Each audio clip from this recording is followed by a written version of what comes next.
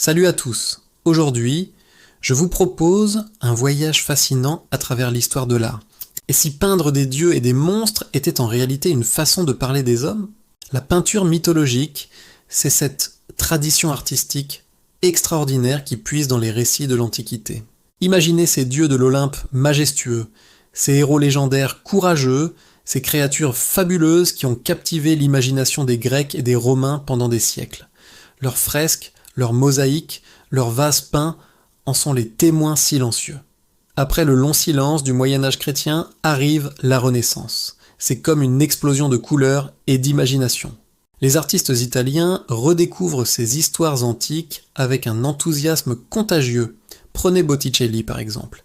Sa Vénus, vous la connaissez sûrement. Elle émerge des eaux avec une grâce divine incarnant la beauté pure. Pour ces artistes, représenter les dieux, c'était aussi célébrer la perfection du corps humain. Et que dire de Michel-Ange?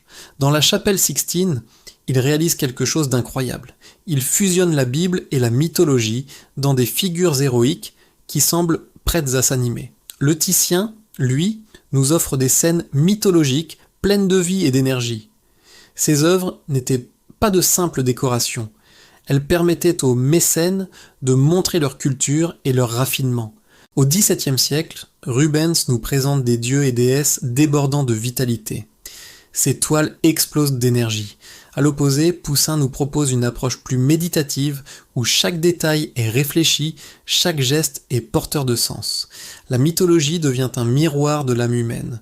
L'amour, la jalousie, la colère, la quête de gloire, tout y est. Le XVIIIe siècle voit Fragonard et Boucher transformer ces récits en scènes élégantes et raffinées. Puis viennent David et Ingresse qui, avec le néoclassicisme, redonnent aux mythes leur gravité antique. Les romantiques du XIXe siècle, comme Delacroix, s'en emparent pour créer des œuvres dramatiques et passionnées.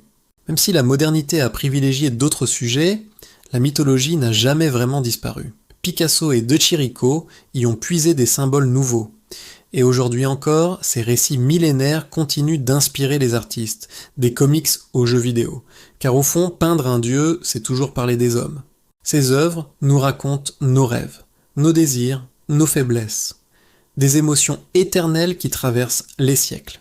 Si cette plongée dans l'art mythologique vous a plu, n'oubliez pas de liker cette vidéo et de vous abonner à la chaîne pour plus de contenu sur l'histoire de l'art. Laissez vos commentaires pour me dire quel est votre tableau mythologique préféré. À bientôt pour de nouvelles découvertes artistiques.